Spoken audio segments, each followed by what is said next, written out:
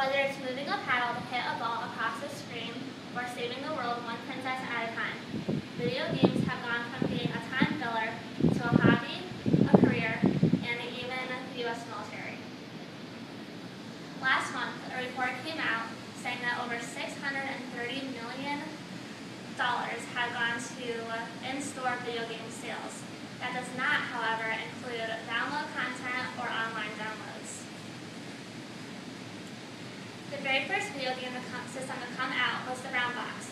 This was created by Ralph Baer.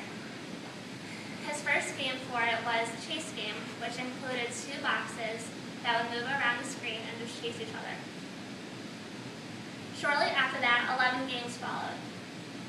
According to the article History of Gaming, Ralph Baer presented this system to Magnavox, who used it to create their Odyssey. They used Ralph Baer's 12 original ideas to produce them and came out with their own line of games. Soon they got a patent and used it to sue anybody who would come out with a system even similar to theirs. However, shortly after, the system reached a downfall because there was a rumor going around saying that only Magnavox televisions could be used to play the system. Shortly after that, in 1972, Nolan Bushnell produced the Atari. Like the Odyssey, his system would save games directly to a cartridge. The very first game to come out for this was Pong, and it was sold in Sears stores in 1975 or shortly after the release.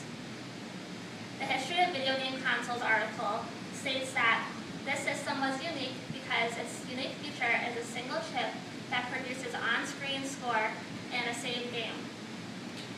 Another unique feature is that the system makes a sound whenever the ball would hit the pedal. Bushnell sells the system in 1976 to Warner Communications, who uses this idea to produce Atari 2600 in 1977. In the early 1980s, Mattel came out with the Intellivision, which was extreme competition for the Atari. It had better graphics, and it was the first video game system that actually had on-system voices. During this time, many video game systems were being produced, and they were releasing unlicensed games, which soon led to a crash and bankruptcy in the video game department. A few years later, Nintendo came out with the Nintendo Entertainment System in the United States, with a lot of worry and doubt because of the video game crash that happened in prior years. Nintendo, originally a video game playing card company according to the History of Video Game Consoles, they produced Super Mario Bros. And Legend of Zelda, which led to a huge increase in the video game department and made up for the extreme drop in sales. They also released the very first handheld system, the Game Boy, in 1989. According to the History of Gaming article, in 1991, Super Nintendo beat out the Sega Genesis, which was also released around the same time, because of popular games such as Super Mario and Donkey Kong Country. Shortly after, the PlayStation came out and was produced by Sony. This was the first console that contained 3D gameplay, not just two-dimensional like all the earlier systems. It was also the cheapest system of the time because of the CD-ROM capability from the technology advancements. In 1995 alone, there were 2 million copies of this system sold. Competition for the PlayStation included the Nintendo 64, which was more expensive than the PlayStation. This was because it used cartridges to save the games because they had a faster loading time and did not need memory cards, which cost extra to buy. The PlayStation was such a big hit that Sony produced the PlayStation 2. It was the first system with backwards compatibility, which means it can play games designed for the older version of the PlayStation as well as the newer version. Furthermore, the PlayStation 2 could be used as a DVD player since DVDs were coming out at the time and were such a big hit. According to the History of Video Game Consoles article, article, the PlayStation 2 also marks the rise in popularity of console games played over high-speed internet connections, which was unheard of at the time. Another system that came out was Xbox. Microsoft produced this system because they decided to join the video game race. Originally, they were only a computer company, but decided to expand their market and join the competition. The games for the Xbox were originally aimed towards older and more mature audiences. They were much more graphic than the previous systems.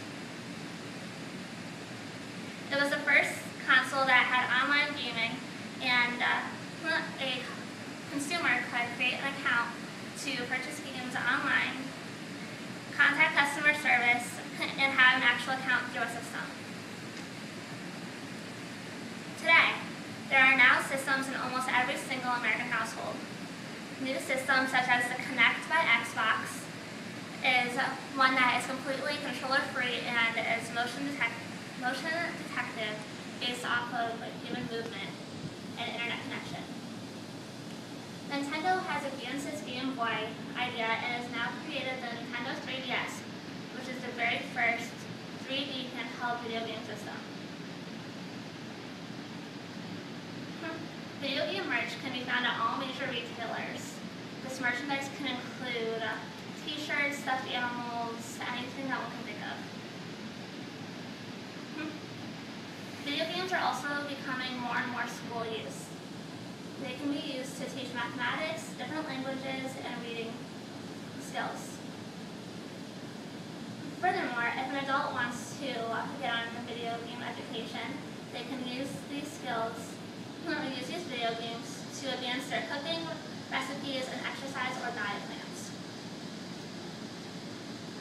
According to Jamie Haldables' article, the military is using video games to make soldiers more alert and braver in faster time than old-fashioned training, and that was from the article Uncle Sam Wants Video Gamers.